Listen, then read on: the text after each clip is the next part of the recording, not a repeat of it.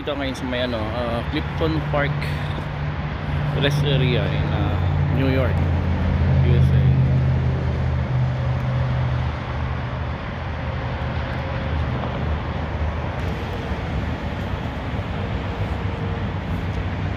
Meron mga picnic table. Ayan.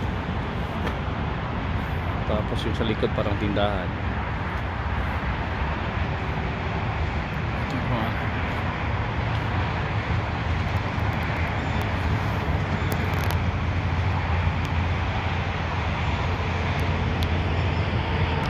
Ito yung lugar, guys. First time ko rin dito. Clifton Park rest area, New York, USA.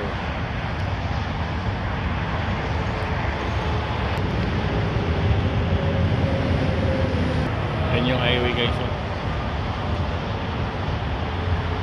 100 ang maximum, 100 yung maximum speed.